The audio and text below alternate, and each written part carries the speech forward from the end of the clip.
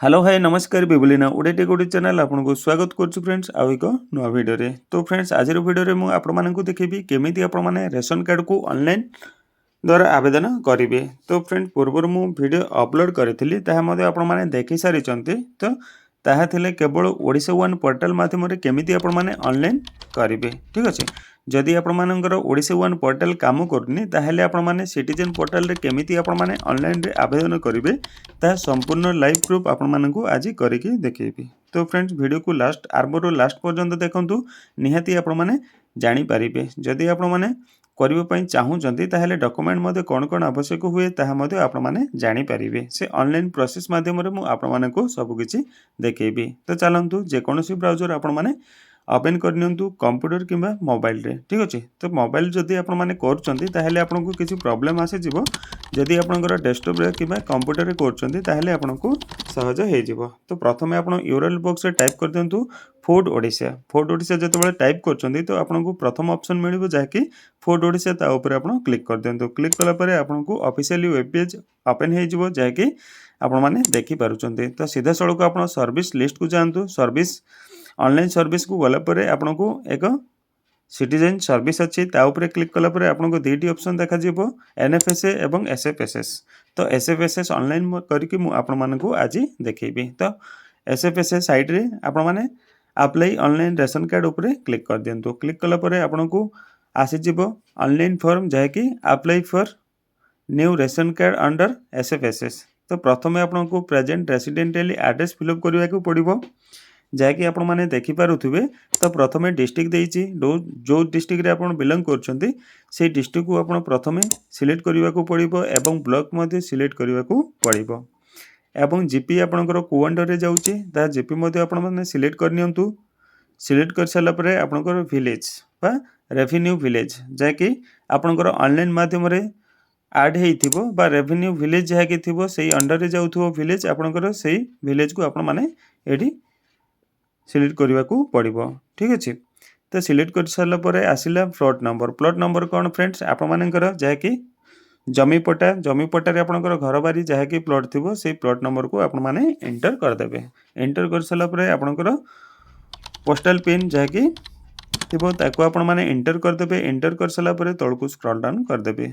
कर साला परे आपणकर बेनिफिशियरी डिटेल्स जाकि बेनिफिशियरी डिटेल जेते जनकर आपण माने रेशन कार्ड रे ऐड करिया पई चाहूचंती तो तांकर एडी नंबर 1 2 3 4 करी आपण माने एंटर करबा को पड़िबो एवं तांकर संपूर्ण डाटा विवरणी देबा को पड़िबो। प्रथमे आपण फुल नेम लिखि नियंतु तांकर कोन अछि ना एवं तार ओडिया रे आपण माने तळे देइछि ओडिया तळे बॉक्स रे ओडिया टाइप करबा को पड़िबो। तो आपण प्रथमे पुणी एक नेक्स्ट टैब को जांतु प्लस विंडो खोलला परे आपण माने यूआरएल बॉक्स रे टाइप कर दियंतु गूगल इनपुट टूल्स।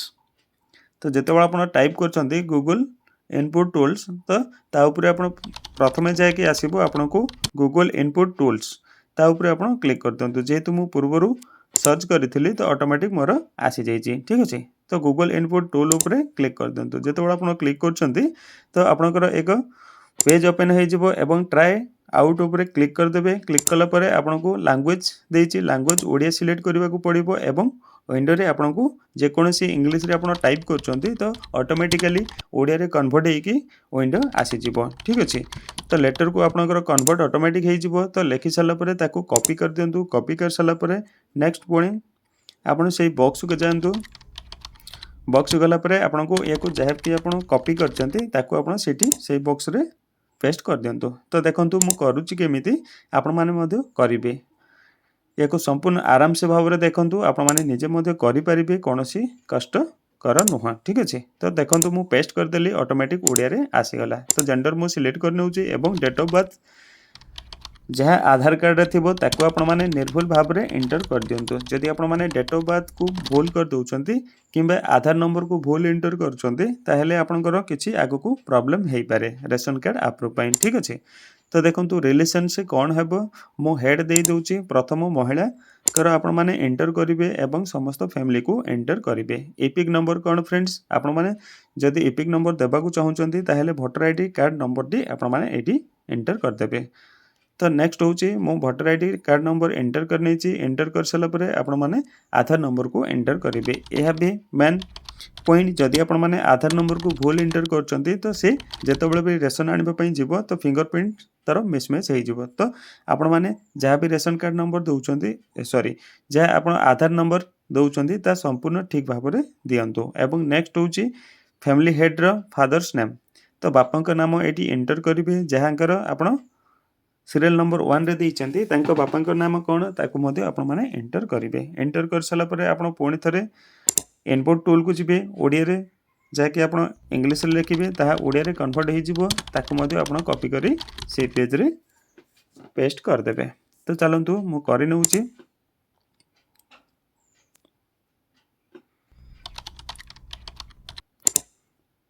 तो ये स्पेलिंग आपणकर किसी भूल भाल होता है तो जमीती आपणकर स्पेलिंग एवं संधि विच्छेद आसो ताकू आपण माने करिकी लिखिबे। तो ओडिया रे आपणकर संपूर्ण ठीक आसीबो।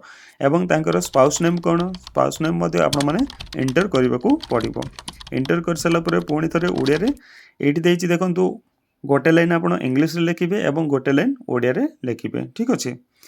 तो मो हस्बैंड नेम टी लिखि नउछि एवं लेखि तांकर मध्य मु कंप्लीट कर नउछि। कंप्लीट कर साला परे साइड देइछि देखंतु स्पेशल कैरेक्टर यानी जदि आपनकर हैंडिकैप्ड अछंती किबा जे कोनोसी आपण रोग रे पीड़ित अछंती सेही कारणरू आपण जदि आधार कार्ड उठै नांती तो तांकर एनरोलमेंट नंबर मध्य आपण माने देई परिबे एवं तांकर कोन रोग हेइछि तो कोन कारण पई आपण माने आधार कार्ड उठै पारि नांती ताकू मध्य आपण माने मेंशन करि परिबे। जदि आपण हैंडिकैप्ड अछंती ताहेले मध्य ताकू मेंशन करि परिबे। ठीक अछि। तो मु पेस्ट कर नउछि। पेस्ट कर सारा पर समस्त सदस्य को आपण माने एमिति ऐड करि परिबे। ठीक अछि।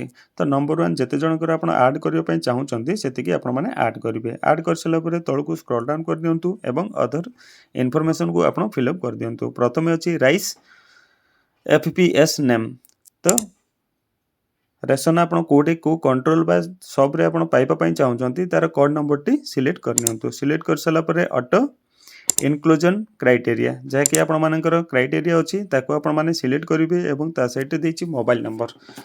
रेशन कार्ड जो मोबाइल नंबर को लिंक करिवा पई चाहुचंती सेही मोबाइल नंबर को आपण माने एंटर कर दियंतु। एंटर कर साला परे आपण मानकर बैंक डिटेल मध्ये फिल अप कर दियंतु। फिल अप कर साला परे आपनकर अकाउंट नंबर आपण माने संपूर्ण ठीक भाव में एंटर कर नियंतु।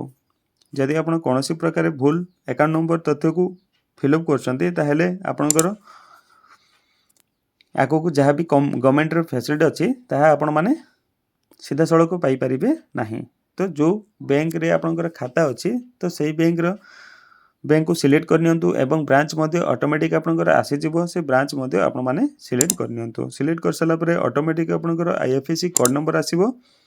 तो आईएफएससी कोड नंबर सहित आपण माने अकाउंट नंबर को फिल अप कर नियंतु। फिल अप कर साला पर फ्रेंड्स तळे देइछि देखंतु अकाउंट होल्डर नेम जहाँ कि आपण फिल अप करचंती। अकाउंट होल्डर नेम ऊपर क्लिक कला परे आपनकर समस्त प्रकार नाम आसी जिवो। से ना भितरे आपनकर फैमिली हेड जहार आपण अकाउंट नंबर देइचंती तार नाटी सिलेक्ट करबा को पड़िबो। तो देखंतु मु सिलेक्ट कर नउची। प्रथम आपण अकाउंट नंबर टी को कंफर्म कर नियंतु बणी थरे एवं क्लिक कर नउची। क्लिक कला परे आपनकर समस्त ना आसी जिवो। तो फैमिली हेड रो आपण माने सिलेक्ट कर नियंतु जहार आपण माने अकाउंट नंबर टी देइचंती एवं सीधा सड़क आपण सेव ऊपर क्लिक कर दियंतु। जदि आपण माने चाहुचंती जहाँ आपण डाटा फिल अप करचंती ताको पुनर्बार आपण देखि परिबे। देखि साला परे आपण सेव ऊपर क्लिक कर देबे। जेमिति आपण सेव ऊपर क्लिक करचंती तो बेनिफिशियरी इन्फॉर्मेशन सेव सक्सेसफुल देखैला। तो सर्वप्रथम या को आपण प्रिंट आउट काढी नियंतु एक ब्लैंक पेज रे। प्रिंट आउट काढी साला परे पेज 1 क्लिक कर दियंतु जाके पेपर पेज ऑल अछि। तो आपण ऑल न काढी आपण माने 1 कर दियंतु। ठीक अछि। पेज 1 करी प्रिंट आउट काढी दियंतु। प्रिंट आउट काढी साला परे सही पेज रे ही आपण माने एक्नॉलेजमेंट को प्रिंट काढिबे जे फलर कि आपनकर एई बेनिफिशियरी इन्फॉर्मेशन सेव सक्सेसफुल मध्य सही पेज रे प्रिंट आउट आसीबो। ठीक अछि। तो देखंतु जदि आपण माने कस्टमर को रिसीट देबा पई चाहुचंती बा ए इन्फॉर्मेशन जहा कि आपनकर काम करचंती ता संपूर्ण शो करबा पई चाहुचंती ताहेले याको प्रिंट आउट काढिबा को पड़िबो। तो काढी सारला परे आपण पुणी तळे देइछि प्रिंट एक्नॉलेजमेंट ता ऊपर आपण क्लिक कर दियंतु। जेतेबेला आपण क्लिक करचंती तो एक्नॉलेजमेंट ରେସିପ୍ଟଟି ଆପଣଙ୍କର ଶୋ କରିବ। ତ ୟାକୁ ଆପଣମାନେ ପ୍ରିଣ୍ଟ ଆଉଟ୍ କାଢ଼ି ମଧ୍ୟ ସେଇ ଯାହାକି ପୂର୍ବରୁ ଆପଣ ପ୍ରିଣ୍ଟ ଆଉଟ୍ କାଢ଼ିଛନ୍ତି ସେଇ ପେଜ୍ ପୁଣି ଥରେ ଏଣ୍ଟର କରି ଆପଣମାନେ ସେଇ ପେଜ୍ରେ ହିଁ ୟାକୁ ପ୍ରିଣ୍ଟ କାଢ଼ି ଦିଅନ୍ତୁ। ଯାହାଫଳରେ କି ଆପଣଙ୍କର ଏଇ ଫ୍ରଣ୍ଟ ପେଜ୍ରେ ତାହା ମଧ୍ୟ ସକ୍ସେସଫୁଲ୍ ଯାହାକି ଲେଖା ଆସିଥିବ ସେଇ ନୋଟିଫିକେସନଟି ମଧ୍ୟ ସେଇ ପେପରରେ ହିଁ ଆସିବ। ତ ଫ୍ରେଣ୍ଡସ୍ ଆଶା କରୁଛି ଆପଣମାନଙ୍କୁ এই ভিডিওটি নিহাতি ভাল লাগিଥିବ। ଯଦି ଭଲ ଲାଗିଛି ତାହେଲେ ଭିଡ଼ିଓକୁ ଲାଇକ୍ ଦିଅନ୍ତୁ। ଯଦି ଆପଣମାନେ ଆମ ଚ୍ୟାନେଲରେ ନୂଆ ଅଛନ୍ତି ତାହେଲେ ଆମ ଚ୍ୟାନେଲକୁ ସବସ୍କ୍ରାଇବ୍ କରି ପାଖରେ ଥିବା ବେଲ୍ ଆଇକନରେ କ୍ଲିକ୍ କଲେ ଅଲ୍ ଉପରେ କ୍ଲିକ୍ କରିପାରିବେ। ଯାହାଫଳରେ କି ଆମେ ଯେବେ ବି ହେଲ୍ପଫୁଲ୍ କଣ୍ଟେଣ୍ଟ ବା ଏମିତି ଆପଣଙ୍କ ପାଇଁ ହେଲ୍ପଫୁଲ୍ କଣ୍ଟେଣ୍ଟ ଅପଲୋଡ଼ କରିବୁ ତ ସର୍ବପ୍ରଥମେ এই ଚ୍ୟାନେଲ ମାଧ୍ୟମରେ ଆପଣଙ୍କୁ ଏକ ନୋଟିଫିକେସନ୍ ଯିବ। ସେଇ ନୋଟିଫିକେସନ୍ ସାହାଯ୍ୟରେ ଆପଣମାନେ ଆମ ଭିଡ଼ିଓକୁ ଦେଖିପାରିବେ। ତ ଫ୍ରେଣ୍ଡ ଯଦି ଆପଣମାନେ ମାନଙ୍କୁ କୌଣସି ବୁଝିବାରେ ଅସୁବିଧା ଅଛି ତ ନିହାତି ଆପଣମାନେ କମେଣ୍ଟ ସେକ୍ସନରେ ଲେଖି ଜଣାଇବେ। ତ ନିହାତି ଆମେ ଆପଣମାନଙ୍କୁ ହେଲ୍ପ କରିବୁ ବା ରିପ୍ଲାଇ ଦେବୁ। ତ ଫ୍ରେଣ୍ଡ ଭିଡ଼ିଓକୁ ମୁଁ ଏଇଠି ଏଣ୍ଡ କରୁଛି, ରଖୁଛି। ଜୟ ଜଗନ୍ନାଥ। ଦେଖା ହେବା ନେକ୍ସଟ ଭିଡ଼ିଓରେ।